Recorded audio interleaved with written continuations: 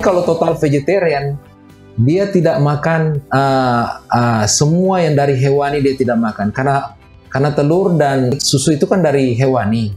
Sumber-sumber lemak yang ada dalam makanan alamiah kita bisa dapatkan dari bahan-bahan yang kita makan dalam bentuk asli dari alam. Contohnya alpukat itu kacang-kacangan, kita bisa dapatkan minyak dari sana. Orang selalu berpikir bahwa protein hewani itu adalah sumber energi tubuh. Tapi sebenarnya itu adalah mitos. Untuk mendapatkan jumlah protein yang banyak, jumlah protein nabati yang dimakan itu harus lebih banyak.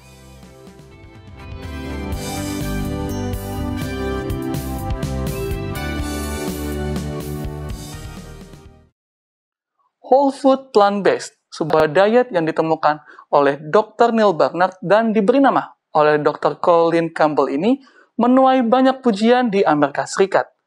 Yang jadi pertanyaan kita adalah, apa pembeda dari diet whole food plant-based ini dengan diet vegan, vegetarian, dan diet nabati?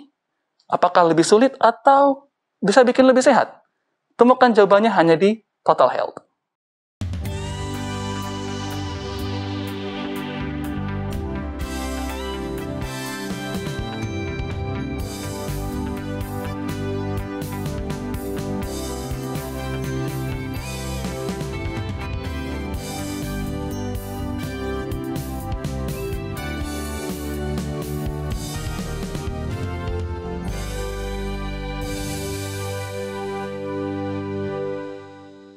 Kembali lagi di Total Health, hidup sehat, pilihan Anda. Dan kali ini saya Darman Tambunan tidak sendiri.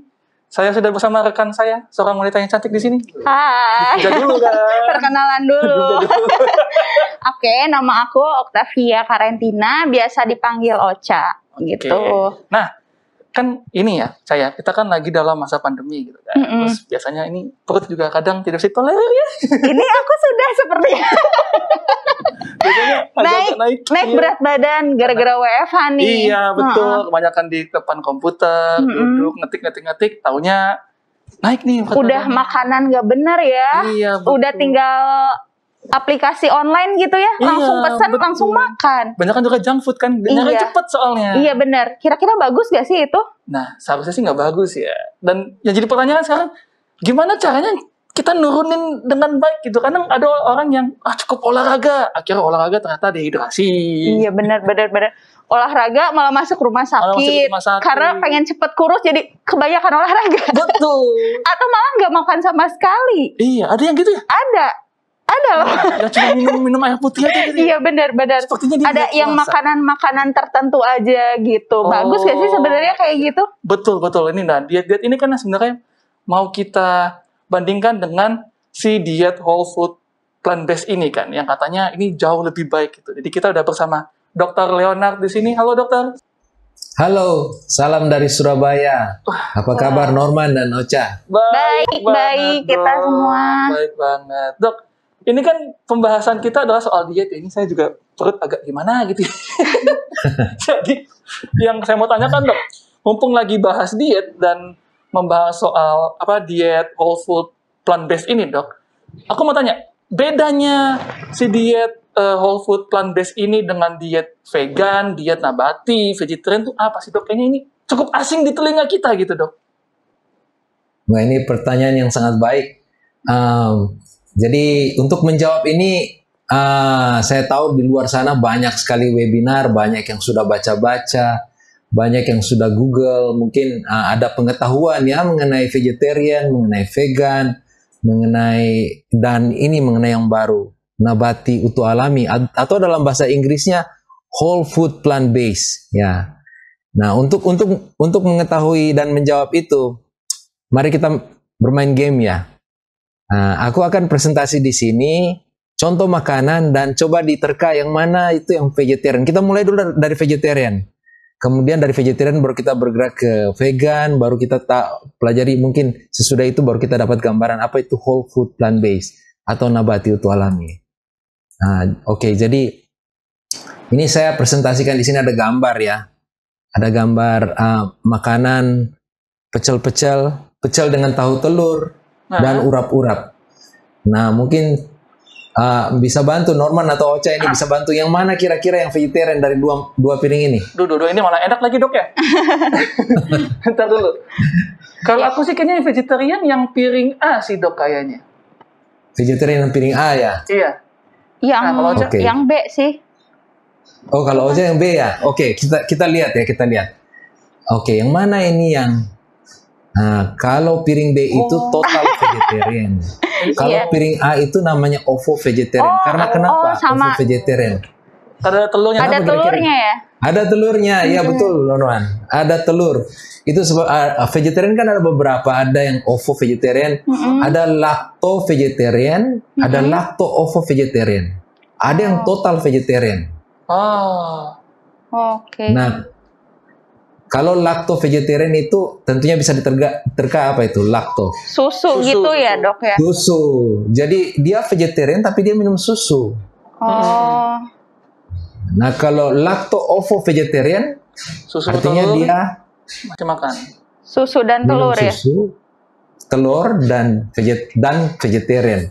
Tapi kalau total vegetarian dia tidak makan semua yang dari hewani dia tidak makan karena telur dan susu itu kan dari hewani. Kalau total vegetarian dia tidak menyentuh yang dari hewani. Jadi makanya piring B ini yang urap-urap ini adalah total vegetarian. Oh. Nah, ini ada beberapa keuntungan nih. Saya mau tunjukkan di sini ya. Ada di sini penelitian diet status dan tipe 2 diabetes. Ini dilakukan di antara orang-orang yang beragama Adventist di Loma Linda sana, California. Dan mereka temukan rupanya ada 5 macam tipe vegetarian. Dari total sampai non-vegetarian di kalangan orang-orang Advent di sana. Nah, kelompok-kelompok mereka ini kemudian dihubungkan dengan risiko penyakit diabetes. Dan ditemukan bahwa total vegetarian yang paling melindungi terhadap diabetes. Jadi kita lihat di sini gambarnya 6,3%. Itu orang yang non-vegetarian itu sangat beresiko kena diabetes. Kemudian total vegetarian itu 1,6% yang kena diabetes. Jadi bukan berarti kalau sudah vegetarian, total vegetarian itu bebas dari penyakit diabetes. Ada, tapi persentasenya kecil sekali. Nah, melihat keinginan orang yang suka makan produk hewani dan bagaimana kenyataan ini banyak dimanfaatkan oleh kelompok industri, maka muncullah industri makanan dari hewani. Kita melihat di sosial media banyak contoh perlakuan yang tidak semena-mena terhadap hewan-hewan ya, demi keuntungan finansial. Ini sangat ditentang oleh masyarakat pencinta hewan, bumi, dan lingkungan. Dan ini juga adalah karakteristik generasi-generasi milenial sekarang yang sangat peduli terhadap lingkungan. Maka lahirlah gerakan yang tidak mau konsumsi makanan yang berasal dari hewan. Mereka menamakan dirinya vegan. Nah, oke, sekarang kita lihat. Mungkin ini pertanyaan lagi, game lagi dengan Norman dan Acha. Ini kira-kira yang mana yang vegan? Makanan yang sama, kira-kira yang mana vegan? Dari piring A dan piring B. Yang piring B dok. Yang piring B. Iya. Oke. Ya, betul sekali. Vegan adalah piring B karena mereka tidak mau menyentuh produk hewani. Dan apa keuntungan nih orang yang kalau diet vegan? Nah, keuntungan mereka kalau dihubungkan dengan gagal jantung ya, orang yang vegan ini ditemukan bahwa mereka ini lebih banyak. Kalau kita lihat di gambar ini ada bar warna merah, itu adalah stadium B dari gagal jantung. Kalau yang satu ini adalah ungu, ini adalah pembesaran daripada bagian jantung kiri. Ya, bagian jantung kiri ada serambi kiri, serambi kanan. Ini serambi kiri membesar. Jadi ada gagal jantung terbagi atas 3 ya. Di penelitian ini ada yang stage B gagal jantung, itu sudah parah orangnya, sudah bengkak kakinya, sudah susah bergerak. Ada yang bengkak jantung bagian kiri, serambinya kiri. Ada yang serambi kirinya juga mengalami gangguan gangguan pompa. Nah, dari 3 jenis penyakit jantung, gagal jantung ini, orang yang vegan ini ternyata mempunyai resiko yang kecil dibanding dengan bukan vegetarian. Nah, di layar ini di sebelah ujung sebelah kanan sekali ini, kita lihat sampai ujungnya itu melewati odds ratio dari 1. Artinya mereka sangat berisiko untuk gagal jantung. Mereka banyak yang menderita gagal jantung di situ. Makanya sangat menarik sekali kita pelajari ini, karena justru dengan mempelajari begini kita bisa mengetahui. Nah, pola makan orang-orang vegan ini, seperti tadi saya katakan, mereka cuma fokus pada buah-buahan, sayuran, biji-bijian, dan kacang-kacangan. Fokus hanya dari tanaman makanannya. Dan banyak penelitian menunjukkan akan keuntungan. Ada pengaturan berat badan, penyakit jantungnya. Ini rasio ini bukan aktual ya, cuma nomor aja ditaruh. Tapi keuntungannya berat badan bisa diatur. Kita sudah lihat dari penelitian tadi, risiko penyakit jantung juga menjadi rendah, penyakit diabetes, darah tinggi, dan kanker juga menjadi rendah. Itu adalah keuntungan untuk pola makan vegan. Kita sudah lihat keuntungan makanan vegetarian, kita sudah lihat juga vegan sekarang. Nah, sekarang pertanyaan yang tadi ditanyakan oleh Norman tadi. Jadi, apa itu pola makan nabati utuh alami atau whole food plant based ini? Ya, ini kita lihat pertama. Kalau di Indonesia kan ini diterjemahkan oleh Indonesian Lifestyle Medicine Committee. Jadi whole food plant based itu diterjemahkan oleh Indonesian Lifestyle Medicine Committee menjadi makanan nabati utuh alami. Nabati di sini artinya adalah pangan itu berasal dari tumbuhan dan tidak mengandung bahan hewani seperti daging, susu, dan telur. Jadi sama dengan total vegetarian, sama dengan vegan. Tapi ini perbedaannya, utuh alami ini yang membedakannya. Disinilah makanan itu mempertahankan kondisi alaminya, tidak banyak diproses. Pangan makanan yang utuh tidak dimurnikan atau hanya mengalami proses olahan minimal. Ini yang membedakan antara vegan, total vegetarian, dan vegetarian terhadap makanan diet nabati utuh alami. Nah, coba kita lihat contoh ya. Kita berbicara mengenai olahan. Coba kita contoh, lihat makanan kentang olahan. Ada 3 macam, semua dari kentang ini. Ada kentang potong, ada kentang panggang, dan ini ada kentang potato chips. Semuanya kentang. Nah, tentunya sangat mudah diterka ya. Mungkin Ocha bisa bantu. Kira-kira yang mana itu yang tidak diproses? Yang A, Dok. Yang A. Kalau yang mau dilihat yang A, sebenarnya ini ada proses tapi sangat minimal. Dipotong-potong, dikupas kulitnya. Kalau sebenarnya kita bilang tidak diproses, itu yang di atas itu gambar. Kentang utuh, itu yang tidak diproses, itu yang utuh. Nah, yang mengalami sedikit olahan, itu dipanggang. Sudah dikupas, dipotong-potong, dipanggang. Itu adalah proses yang di antara proses minimal dan proses yang sangat ultra proses. Ini adalah proses yang bisa dilakukan di rumah. Tapi kalau C ini kita tidak bisa dilakukan di rumah. Ini mengalami proses di perusahaan, di pabrik. Ya. Jadi ada proses yang rumit yang dipakai untuk bisa memproduksikan kemping kentang. Nah, kalau kita lihat, ini saya mau fokus di sini karena ini yang perbedaan antara nabati utuh alami dengan vegan dengan total vegetarian. Jadi kita betul-betul harus mengerti apa artinya proses itu.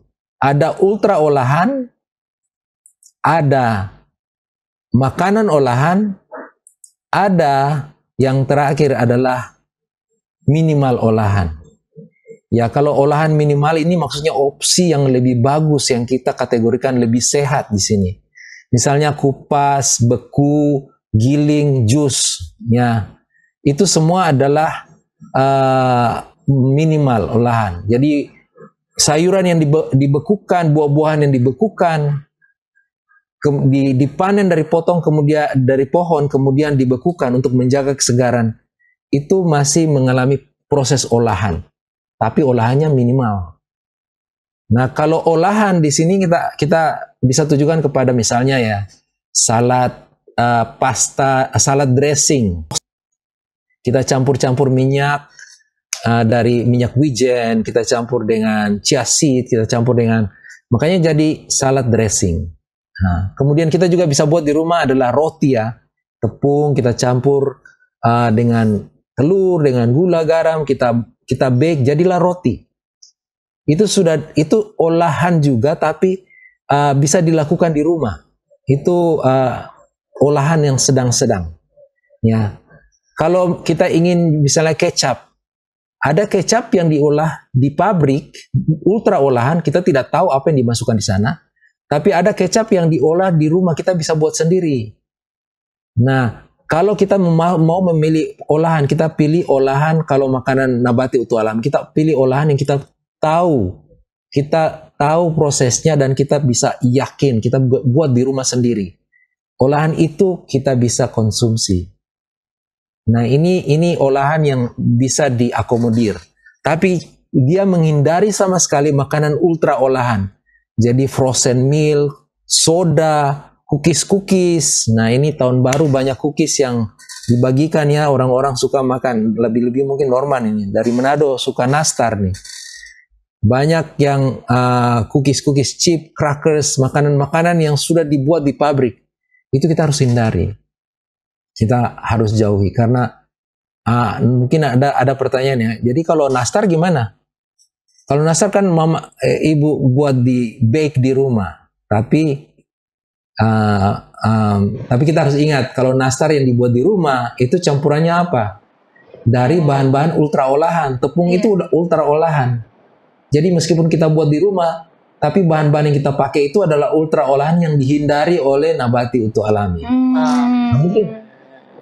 Nah, mungkin sampai di sini sudah mulai ada gambaran ya, nabati utuh alami seperti apa ya. Iya. Wah, menarik sekali ya dok ya. Tapi kita akan lanjutkan nih dok, tapi setelah yang satu ini.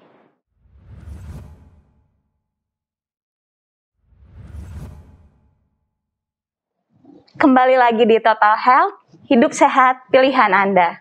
Tadi kita sudah sedikit membahas tentang whole food plant-based ini. Dan ini aku mau nanya nih, jadi kalau dari tadi sudah dijelaskan dok, kira-kira makanan apa sih jadi yang bisa kita makan gitu ya? Gimana nih dok? Kelihatan tidak ada lagi makanan yang bisa dimakan. Kayak lebih enak makanan olahan juga sih dok sebenarnya. Ya, tapi sebenarnya masih banyak yang kita bisa makan ya. Ya mungkin karena pikiran kita terlalu terfokus pada makanan olahan. Kita takut ya kehilangan makanan A, makanan B, makanan C. Jadi kita pikir, wah tidak ada makanan lagi. Tapi kalau kita lihat, banyak variasi, banyak buah-buahan, banyak umbi-umbian, sayuran, biji-bijian, kacang-kacangan, polong-polongan yang ada yang kita bisa makan. Bahkan sumber-sumber lemak yang ada dalam makanan alamiah kita bisa dapatkan dari bahan-bahan yang kita makan dalam bentuk asli dari alam. Contohnya alpukat. Alpukat itu kacang-kacangan, kita bisa dapatkan minyak dari sana. Nah, inilah makanan yang sudah disiapkan oleh alam, oleh pencipta kita, yang sangat sehat, yang sudah diteliti dan ini menunjukkan memberi kontribusi besar bagi kesehatan tubuh kita. Jadi jangan khawatir, banyak makanan yang kita bisa makan. Nah, tapi kembali lagi, saya mau tunjukkan di sini summary ya. Jadi summary yang tadi kita belajar bersama ya. Jadi apa itu perbedaan antara vegan diet, nabati utuh alami, kita bisa lihat secara garis besar di sini. Jadi kalau nabati utuh alami, whole food plant based, itu cuma mengkonsumsi bijian utuh. Hanya mengkonsumsi bijian utuh, buah, sayuran, umbian, polong-polongan. Mereka menghindari makanan proses, minyak, telur, susu, makanan hasil laut, daging, dan unggas. Nah, ini yang saya mau tekankan di sini. Mungkin ingin bertanya ya. Minyak. Di sini ada minyak. Ya. Orang vegan makan minyak. Orang vegetarian makan minyak. Pola makan nabati juga konsumsi minyak. Tetapi kalau nabati utuh alami menghindari minyak. Minyaknya didapat dari bahan-bahan yang asli alamiah dari bentuk tumbuhannya sendiri. Jadi kalau mau makan minyak ya makan kacang, makan kenari, alpukat, itu adalah sumber-sumber minyak yang bisa diolah oleh badan kita. Ya, jadi kira-kira beginilah summary yang tadi, pertanyaan Norman dan juga Ocha. Saya ingin bertanya kepada Norman dan Ocha ini. Nah, kalau sudah dilihat, dimengerti dari kita tadi ya. Nah, ada pertanyaan ini sekarang. Coba. Boleh, Dok. Slide yang sama juga.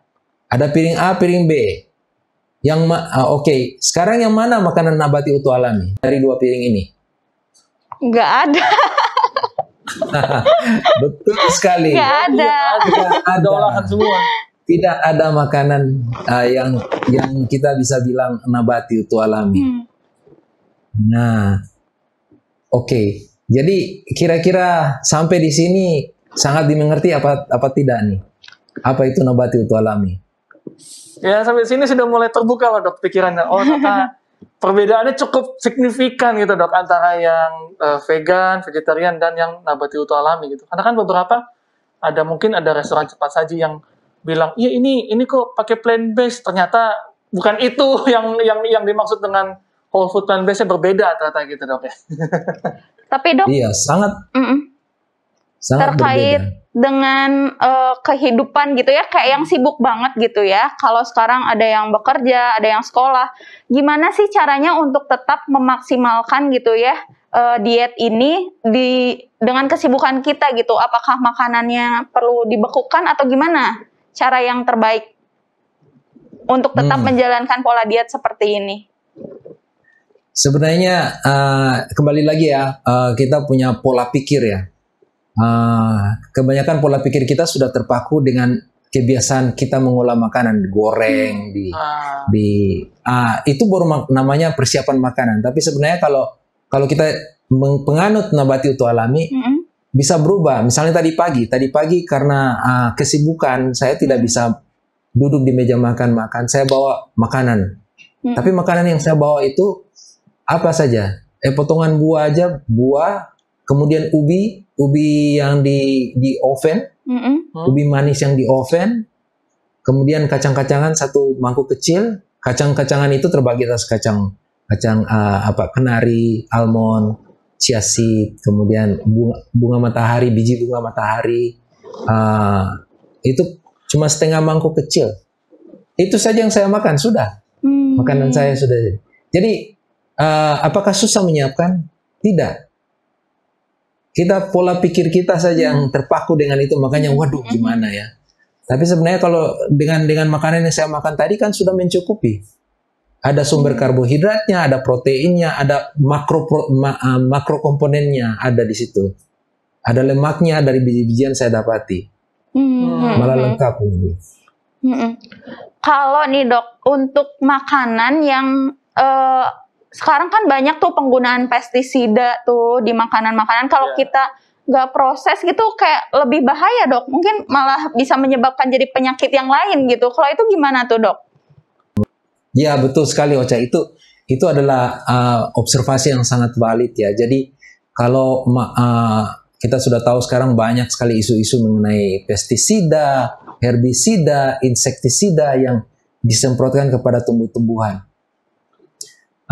Tetapi dalam hal ini kita melakukan pilihan. Kita melakukan pilihan yang terbaik di antara yang terjelek. Jadi kalau misalnya di pasar ini ada daging, ada makanan olahan, kemudian ada sayur-sayur, apa yang kita pilih? Dengan pengetahuan kita sudah belajar pada hari ini, kita sudah tahu bersama dan banyak sekali webinar mengatakan daging itu tidak sehat.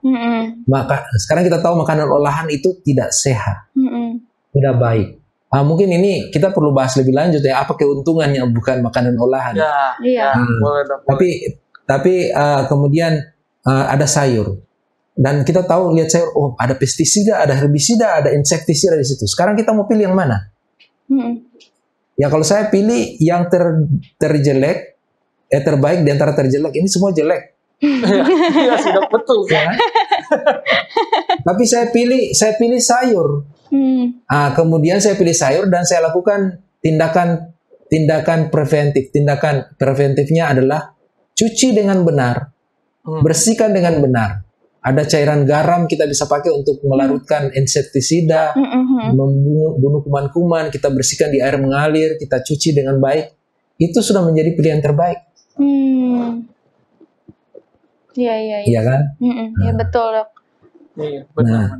Nah, mungkin kita perlu, tadi saya katakan kita belum tahu ya sekarang kita promosi nabati utuh alami, tapi Iya. kenapa sih? Iya. Kenapa sih mau makan nabati utuh alami kelihatan nggak enak? Ada untungannya nggak?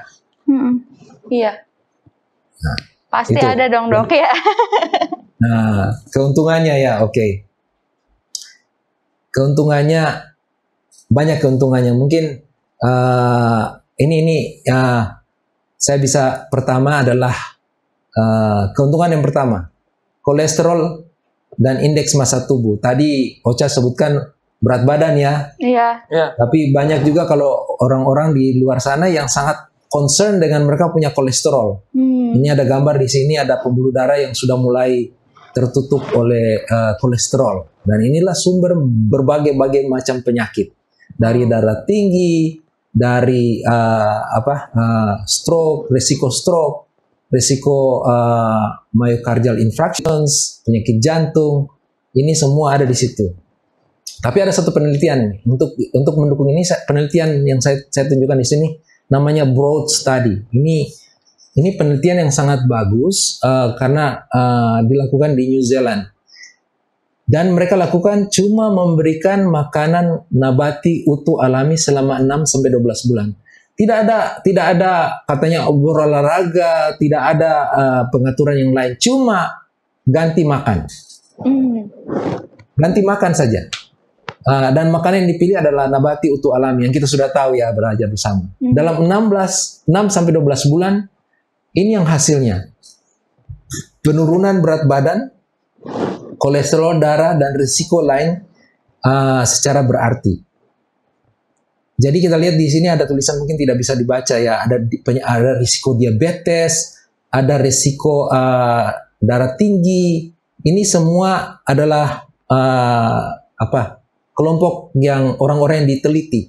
Dalam 6, kemudian mereka memberi makanannya adalah energi restricted nabati utuh alami. Jadi pola makan diet nabati utuh alami dengan kalori yang terukur. Kemudian mereka tambahkan juga dengan vitamin B kompleks sebagai suplemen. Dan dalam 12 bulan mereka semua mencapai ukuran berat badan yang normal, kolesterolnya menjadi normal, risiko diabetesnya jadi normal, bahkan ada yang sembuh dari diabetes. Wow. Nah, ini dicapai dalam 12 bulan, sangat luar biasa. Oke, ini mungkin kita bilang, wah ini jauh di New Zealand, di Indonesia enggak. Kita belum tahu. Ya memang betul, di Indonesia kan belum ada penelitian seperti begini. Tetapi pengalaman saya di klinik, ini adalah contoh salah satu. Saya kasih salah satu contoh, saya sudah minta izin dari pasiennya. Jadi saya bisa presentasi dirinya. Ini adalah pasien saya, ini yang badannya di sebelah sini pakai baju kos Gucci. Ini sebelum ikut program. Ya, kalau program saya 3 bulan saja. Dan ini sesudah 3 bulan program. Wow. Dari segi berat badan. Tapi bukan itu saja. Beliau ini menderita kanker rahim. Dan dalam 3 bulan, dia sudah diprediksi, dia sudah diberikan vonis harus dioperasi, diangkat rahim. Jadi waktu dia mau dioperasi, 2 hari sebelum dia operasi, dia datang di klinik kami. Kemudian kami masukkan ke dalam program intervensi pola hidup alami. Kemudian dalam waktu 3 bulan, jadi saya lakukan pemeriksaan di awal, USG, dan di akhir. Ternyata sesudah 3 bulan, kankernya menurun jauh sekali. Wow. Sangat kecil dan sekarang sudah hilang. Dari yang orang divonis untuk diangkat salah satu aset kewanitaannya, dia bilang dia tidak mau, dia masih menikmati sebagai wanita, dia tidak mau diangkat rahimnya ya. Tidak ada harapan lagi. Dia sudah keliling ke Singapura, dia sudah ke Thailand, dan itulah vonis yang dia harus kerjakan. Tetapi dengan program pola hidup ini, waktu dia diukur 3 bulan kemudian dia menangis. Dan dia berkata ternyata obatnya itu hanya terdapat di makanan saja. Dan di sini di pola hidup alami ini kita bukan buat makanan saja, ada olahraga, ada komponen-komponen kita sudah tahu New Start ya. Iya, betul. Nah, ini adalah salah satu keuntungan untuk pola hidup alami, makanan nabati utuh alami.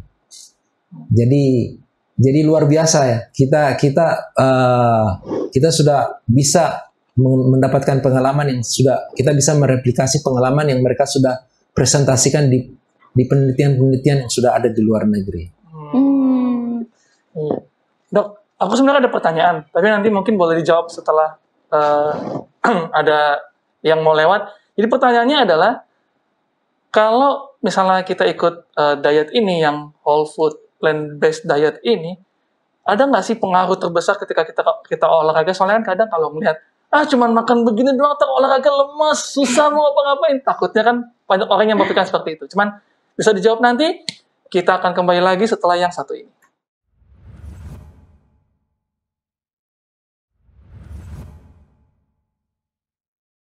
Kembali lagi di Total Health, hidup sehat, pilihan Anda. Dan dokter, coba, tadi kan kita sudah bertanya tuh ya, ini kalau sambil olahraga gimana? Apakah takut karena plant-based ini bikin lemas, karena ya kita lihat tidak ada daging-dagingnya, segala macam, atau bahkan bisa lebih baik gitu dong?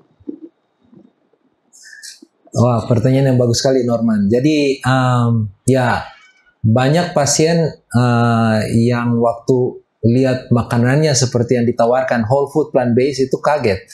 Wah, saya mana bisa ada tenaga makan seperti begini.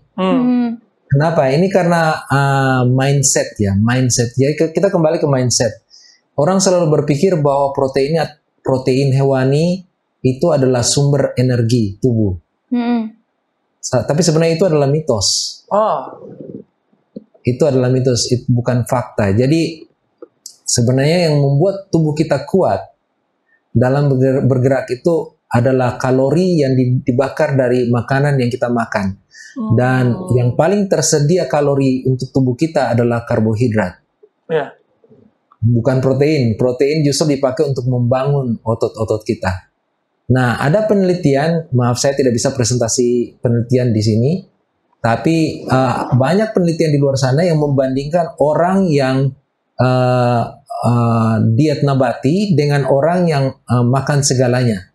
Bahkan ada juga yang video YouTube yang kalau Anda mau search bisa lihat sendiri, ada kembar yang identikal ya. Kemudian satu memilih memakan nabati utuh alami, satu memilih makan semuanya. Kemudian mereka sesudah 6 bulan mereka dites dari segi fitness, dari segi aerobic capacity, dan dari segi kesehatan paripurna. Dan didapati yang whole food plant-based ini mempunyai endurance yang lebih kuat, lebih lama dibanding dengan yang makan segalanya, mempunyai kesehatan overall paripurna yang lebih baik daripada yang kembarannya itu yang makan segalanya, dan mempunyai body age atau umur kronologikal dan umur biologikal tubuhnya berbeda. Kalau yang makan makanan nabati utuh alami, umurnya bisa sampai 30 tahun lebih muda dari umur kronologikalnya. Sedangkan orang kembarannya yang makan segalanya, umur kronologikalnya bahkan tertinggal dengan umur biologinya. Jadi secara tubuh dia sudah menua lebih jauh daripada umur kronologisnya. Jadi ini adalah bukti bahwa makanan nabati utuh alami saja ini mempunyai banyak efek terhadap endurance, terhadap kesehatan paripurna, dan terhadap body age kita. Jadi nggak perlu pakai skincare lagi. Nggak perlu skincare, udah nggak perlu protein yang aneh-aneh, hanya makanan pokoknya. Iya, biaya skincare-nya dialihkan ke makanan ya dok. Wah, ini bagus sekali sudah disebut. Itu Ocha sebutkan bagus sekali karena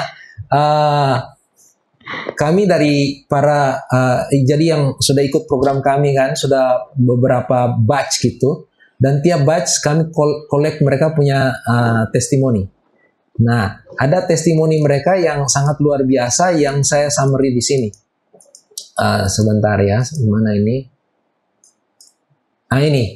Ini yang testimoni yang mereka katakan. Saya sudah summary. Pengalaman peserta ini, yang pertama mereka mengalami katanya kulit lebih mulus dan bersih. Kemudian kedua, menstruasi lebih teratur. Kemudian kurang merasakan premenstrual syndrome atau dysmenorrhea, badan terasa lebih ringan, badan terasa lebih bertenaga, lebih ceria, lebih mudah fokus. Dan itu bukan hanya dibicarakan, kelihatan sekali di raut muka mereka. Ini adalah pengalaman-pengalaman mereka yang kami koleksi. Dan sangat benar, kita tidak perlu lagi, ada yang biasanya sebelum tidur pakai lotion di mukanya, lotion di kakinya. Sangat sensitif, alergi, sangat kering katanya. Pada akhir program, dia katanya, wah saya cuma pakai ketimun di kulit, itu sudah bagus. Bahkan teman-teman di kantor katanya mengatakan, oh kulitmu kok lebih halus ya, pakai krim apa? Lantas dia tunjukkan ketimun aja gitu. Ya, kalau ketimun itu dari luar, tapi whole food plant based ini mengubah dari dalam. Itu yang perlu kita dari dalam. Bukan sesuatu yang ditempel di luar yang mengubah kita. Kalau mau mengubah permanen, dari dalam kita harus ubah diet kita, agar sel-sel kita berubah, metabolik kita bisa teratur, sel-sel akan mengeluarkan juga benefit kita akan rasakan sendiri. Jadi luar biasa. Nih aku mau tanya lagi nih dok, kalau untuk ibu yang baru melahirkan nih, kan kebutuhan untuk menyusui gitu ya, pasti kan perlu asupan yang lebih banyak. Itu gimana? Sama dengan yang fitness tadi jangan-jangan jawabannya? Iya, atau ada perbedaan gitu dok? Ya, kalau kita tahu bersama bahwa orang hamil itu memerlukan banyak kalori ya, karena ada 2 orang di dalam tubuhnya ya. Dan adalah miskonsepsi, kalau saya bilang miskonsepsi bahwa untuk menjadi nutrisi fulfilled, jadi terpenuhi kebutuhan gizinya, selalu harus makan makanan dari hewan. Itu adalah mitos ya. Dari penelitian yang dilakukan oleh Akademi Nutrisi dan Dietetics mengenai vegetarian diet, mengenai lacto-ovo-vegetarian, dan dihubungkan dengan life cycle dari pregnancy ya, hamil sampai melahirkan, kemudian laktasi, menyusui, didapati bahwa lebih banyak keuntungan dari segi kesehatan anak, dari segi kesehatan ibu pada mereka yang vegan. Nah ini kan, ini bertentangan dengan yang banyak sekali orang percaya di luar. Ini catatannya. Harus hati-hati dalam mengatur dietnya. Jadi kita bisa mendapatkan keuntungan itu, tapi diet seorang ibu hamil dan yang menyusui itu harus diatur dengan baik. Jadi kalau ada perlu ahli gizi bisa mengatur dari jumlah kalori, karena contohnya ya, kalori yang dibutuhkan misalnya 1.500 atau ya 1.500 pada wanita yang tidak hamil. Pada waktu dia hamil, pada waktu dia memasuki semester pertama dari kehamilan, makanannya itu harus dinaikkan. Jadi kira-kira sampai 2.000-2.500 kalori, dan harus mencukupi dengan vitamin-vitamin yang diperlukan. Kalau memasuki semester kedua, dia harus ditambah 340 kalori lagi. Jadi dari 2.000 kalori ditambah 340, karena tambahan 60% dari berat badan pregnancy itu harus ditambahkan dalam berupa kalori. Kalau dia memasuki 3 semester ketiga, itu bulan ke-9, 7, 8, 9, dia memerlukan 450 kalori lagi tambahan terhadap kalori tadi. Jadi kalau dari 2.250 tambah lagi 450, jadi rata-rata sekitar 2.700 kalori sampai 3.000 kalori yang dia harus makan per hari. Dan itu harus diatur makronutrisinya dan mikronutrisi. Tapi kabar gembiranya, ya semua makanan nabati yang kita sudah lihat bersama itu dibuat variasi dimakan. Tentunya kalau diatur oleh ahli gizi kan ada karbohidrat yang berapa, lemaknya berapa, proteinnya berapa. Dikasih variasi karena kebutuhan perkenan sih jadi lebih tinggi protein kebutuhannya. Dan itu bisa diatur, ahli gizi bisa minta bantuan dari ahli gizi untuk mengatur pola makan. Jadi yang saya mau tekankan di sini adalah mitos untuk percaya bahwa orang hamil atau menyusui itu harus konsumsi makanan hewani. Itu adalah mitos. Nah, ya dok, nih by the way ngomong-ngomong soal mitos, kita mau konfirmasi ke dokter nih sekalian nih soal mitos atau fakta, karena ini cukup banyak beredar gitu ya di masyarakat. Jadi ada yang pertama, mitos atau fakta, kita akan kekurangan protein kalau hanya memakan nabati saja. Ini coba dok. Iya itu jadi saya katakan itu adalah mitos ya. Nah, kenapa itu mitos? Karena selama kita makan cukup kalori untuk menjaga berat badan yang sehat, misalnya Norman dalam ukuran misalnya tinggi badan 70 cm, berat badan idealnya misalnya 70 kg ya. Jadi untuk menjaga berat badannya sekitar 70 kg, itu harus makan sekitar 1.500 kalori per hari. Jadi kalau kita menjaga kalori itu 1.500 setiap hari, makanan nabati atau alami bervariasi dan sehat, seperti yang kita sudah presentasikan tadi, sudah bisa dipastikan bahwa Norman akan mendapat cukup protein, cukup karbohidrat dan cukup lemak. Mungkin bedanya adalah untuk mendapatkan jumlah protein yang banyak, jumlah protein nabati yang dimakan itu harus lebih banyak. Jadi misalnya ya, kalau dulu makan 3 ons daging supaya mencukupi 1.500 kalori, sekarang ini harus makan 1 cangkir kacang. 1 cangkir kacang untuk memenuhi protein yang sama yang didapatkan dari 3 ons daging tadi. Jadi jumlahnya aja yang berbeda.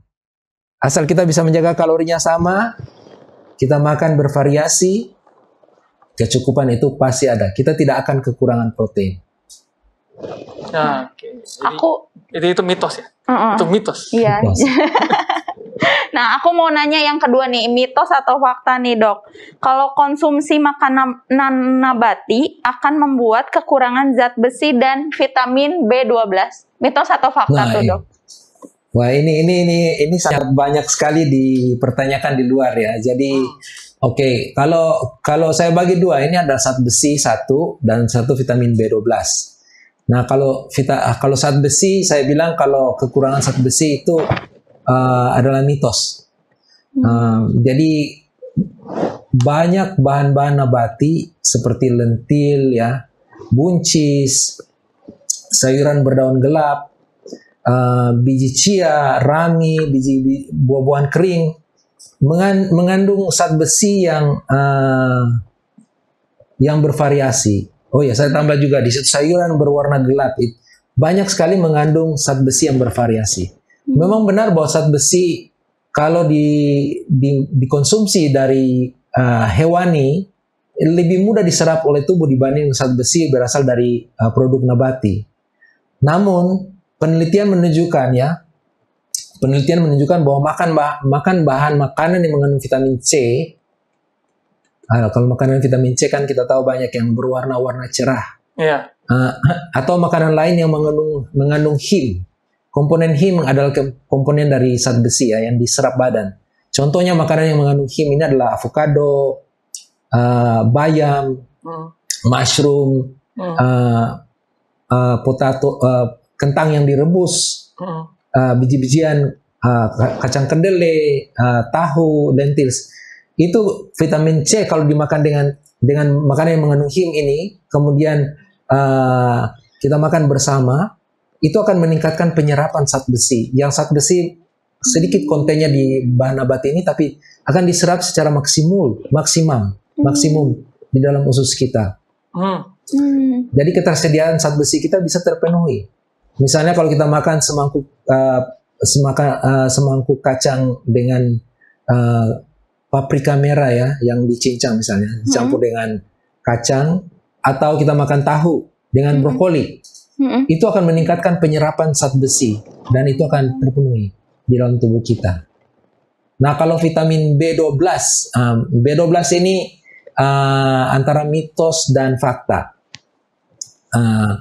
Kalau di negara-negara maju seperti negara Amerika, negara New Zealand, atau negara-negara yang Australia, Eropa, mereka mempunyai makanan-makanan nabati yang sudah diperkaya dengan vitamin B12.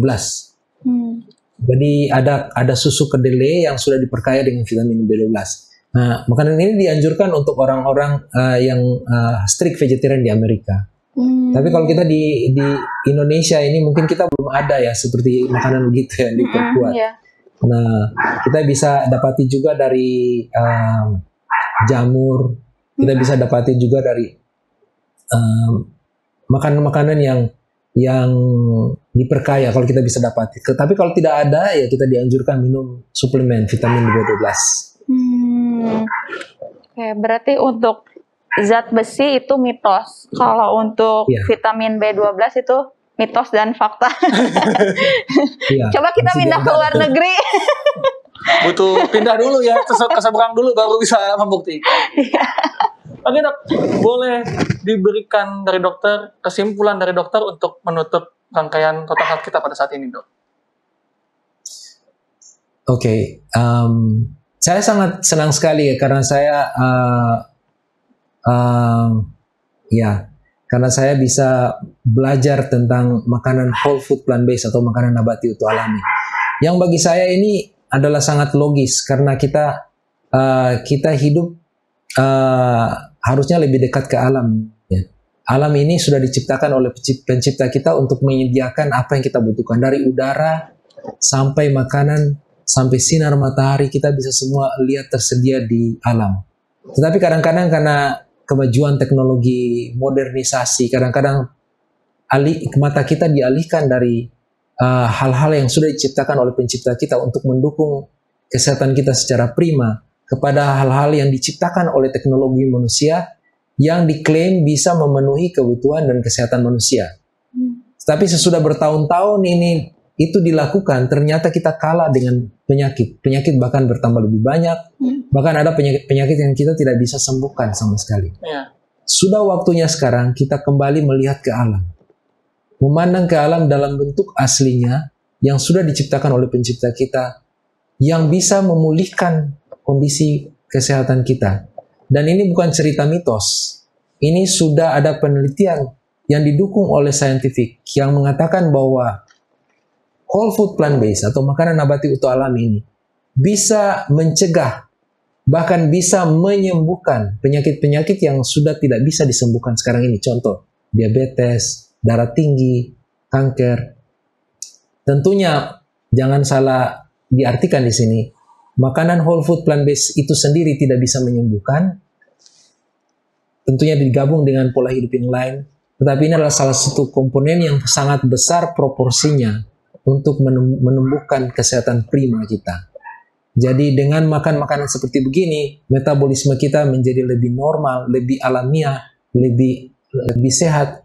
Dan dengan sehatnya metabolik kita, imunitas kita akan bertambah kuat, kita akan terlindung dari penyakit macam-macam. Kalau ada penyakit dalam tubuh kita akan dengan sendirinya bisa diatasi juga oleh imunitas kita. Kita akan mengerti kesehatan yang prima. Jadi adalah undangan bagi saya, bagi kita semua ya, para pemirsa dan juga teman-teman yang di studio sini. Marilah kita kembali melihat ke alam sebagaimana yang sudah diciptakan dan mendapati lidah kita, menyesuaikan lidah kita, selera kita dengan yang sudah diciptakan oleh Tuhan.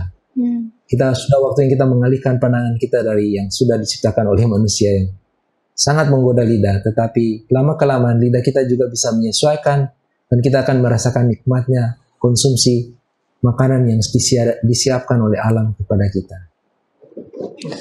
Itu jadi back to nature ya, kembali lagi kepada alam yang sudah disediakan oleh Tuhan. Oke. Dokter, kami berterima kasih banyak atas kehadiran dokter di kesempatan kali ini. Dan untuk sahabat Hub Channel dimanapun Anda berada, tetap menyaksikan Total Health dan program-program dari Hub Channel lainnya. Kami pamit undur diri, sampai jumpa di lain kesempatan.